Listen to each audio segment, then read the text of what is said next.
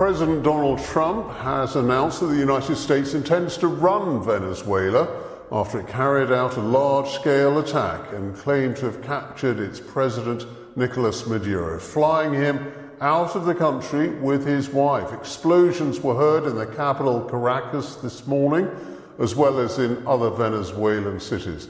Nicolás Maduro has already been charged in New York with drugs and weapons offences.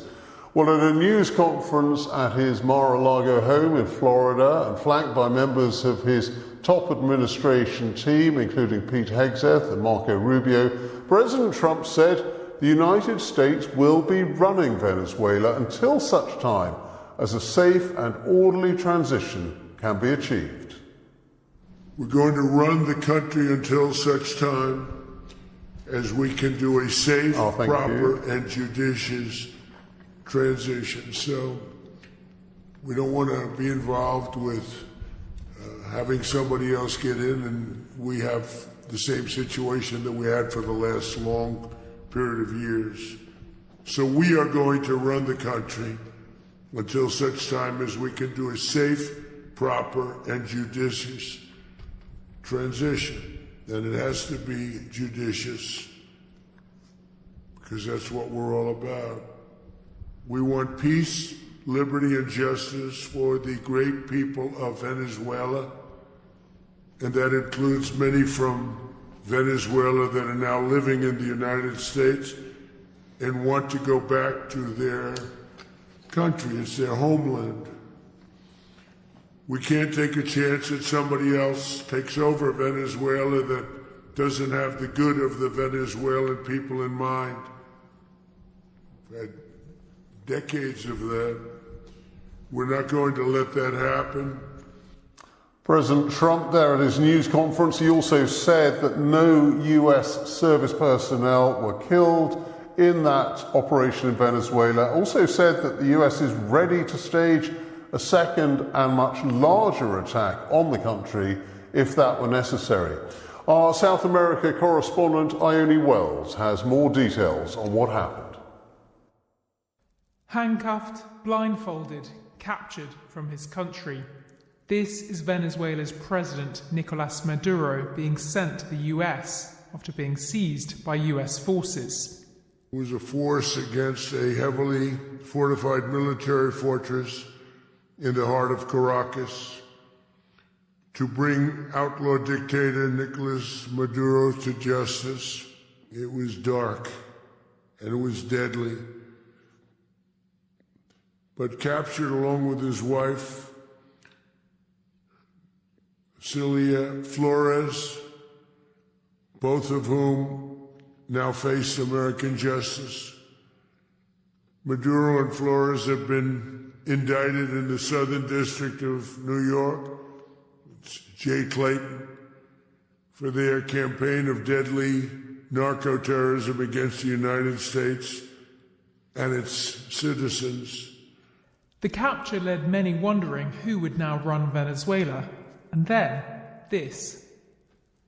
We're going to run the country until such time as we can do a safe, proper, and judicious transition.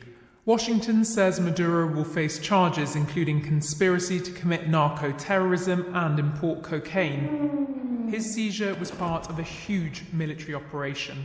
Venezuela's capital, Caracas, woke to the sound of the city under attack. Helicopters, flames, explosions. These were strikes on the city's key military sites. Eyewitnesses woke in the early hours to the sound of booms. This marks the biggest US military intervention in the region in decades. For months, Washington has sent troops, warships, and aircraft to the Caribbean.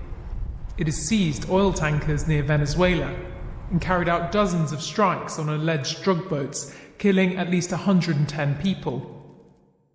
Operations, it says, are part of an armed conflict against traffickers, but legal experts say it may breach the laws of war. The US has long accused Nicolás Maduro of running a criminal network, claims he denies. Just days ago, he said he was open to talks. Si quieren If they want to seriously discuss an agreement to combat drug trafficking, we're ready. If they want Venezuelan oil, is Venezuela ready for US investments? Like with Chevron, whenever, wherever, and however they want. What remains of Venezuela's government says it will fight, but the US wants regime change. And today, the US showed once again it will use whatever force it takes to get what it wants. Ione Wells, BBC News.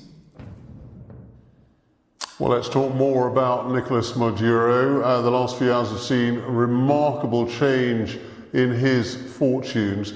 This is believed to be Nicolás Maduro's final public appearance before US military forces launched that large-scale strike on Caracas and captured him. Here he was meeting the Chinese special envoy on Friday. It was said to be a cordial meeting. Mr. Maduro received a decorative vase. He presented the Chinese diplomat with a painting in return.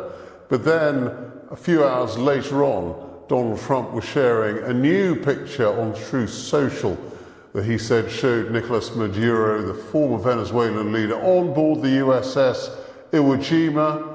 That's the vessel that he told Fox News was bringing the Venezuelan leader to the United States to face various charges. Well, let's hear some of that remarkable press conference that President Trump held in Florida, where he began his remarks with this description of the US military action in Venezuela. Late last night and early today, at my direction, the United States Armed Forces conducted an extraordinary military operation in the capital of Venezuela. Overwhelming American military power, air, land, and sea, was used to launch a spectacular assault. And it was an assault like people have not seen since World War II.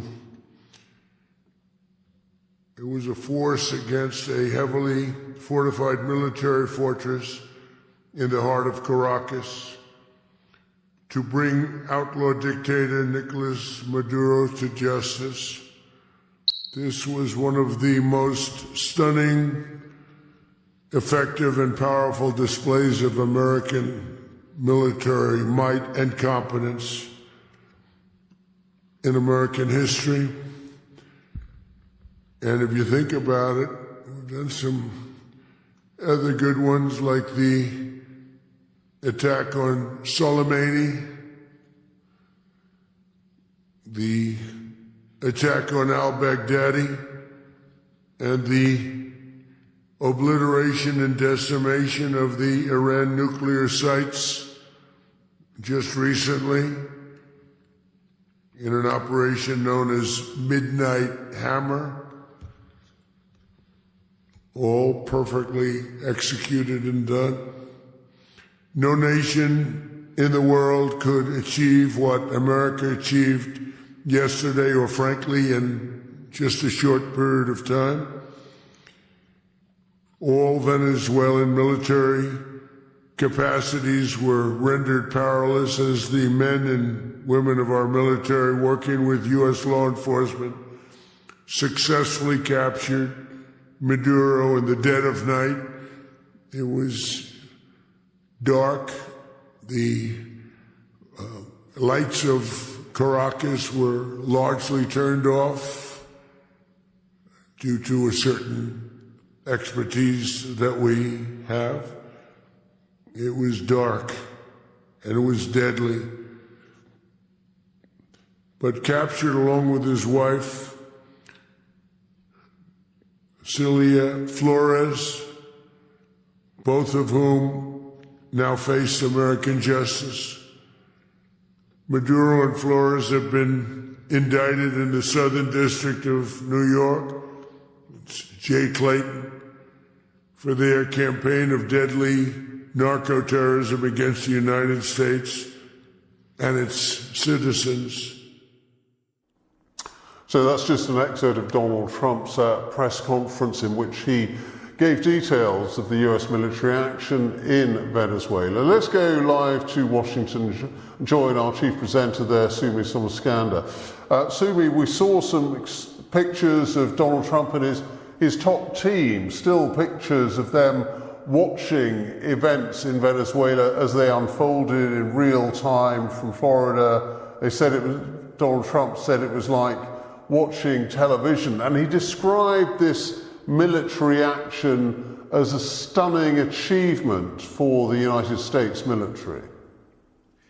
That's right, Ben, and we got plenty of detail as well from the chairman of the Joint Chiefs of Staff, Dan Kane, who was on hand for that press conference. And he delivered some details on how exactly the operation proceeded. He said it was a complex air, ground, and space operation. He said that this had been in the planning for several weeks and that U.S. military had, quote, watched, waited, prepared, we remained patient and professional. Essentially, we understand that this operation, we're looking at pictures here of President Trump watching this operation. He said that they had arrived with air cover from the U.S. Air Force, that a special team from the U.S. military arrived at a compound in Caracas where Venezuelan President Nicolás Maduro was with his wife, Celia, who was also captured, that they arrived there at around 1 a.m. Eastern time in the U.S. And what he called an apprehension force descended into that compound, moved with, quote, speed and precision, isolated the area, and then apprehended the, quote, indicted persons. Now, they did say that the helicopters that were carrying this special Delta force, that they came under fire and responded, that one aircraft was hit but remained flyable, also came back to the aircraft carrier. And they said that after securing Maduro and his wife, the aircraft provided cover for them to depart. They were taking some fire. The force successfully was able to return. And we learned that just about 2 hours later, that the force was leaving Venezuela with the indicted persons on board, and then they were put on the USS Iwo Jima. So truly an extraordinary operation, Ben, as we've been hearing from how exactly it played out. We heard a number of details as well about the types of aircraft involved, F-22s, F-35s, B-1 bombers, and remotely piloted drones. All of this points to the fact that this was a massive operation, as we heard, that was planned for several weeks, as we understand, all the way back to August. And that is all the more significant as we see these images of this makeshift situation room, if you will, of the defense secretary and the CIA head and the Secretary of State and President Trump all standing there together. President Trump had been questioned several times, what is the aim here? Is it regime change?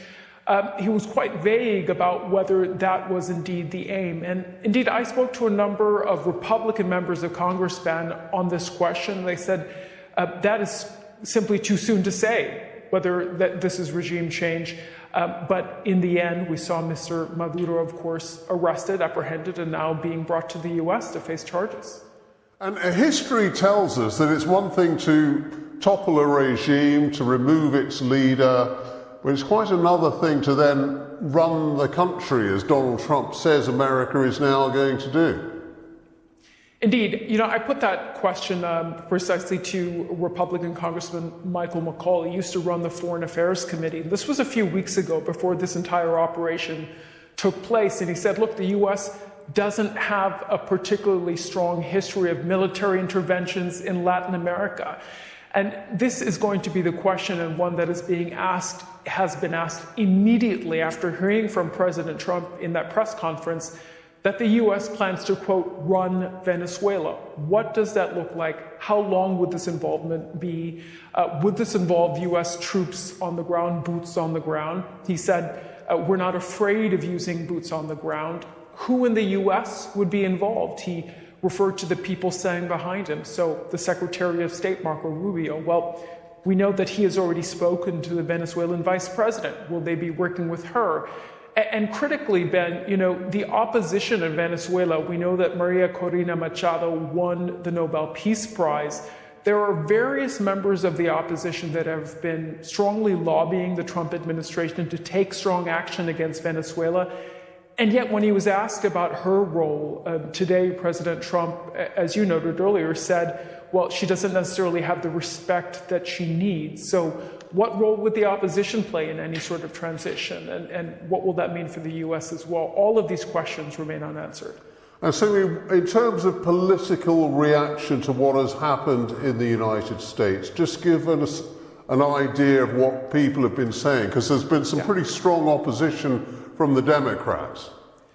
Yeah, perhaps unsurprisingly, the reaction has been largely partisan. We've seen a number of Republican members of Congress saying Nicolás Maduro is an illegitimate leader. He is one who had been trafficking drugs into the U.S., and it was high time for the U.S. to remove him from power.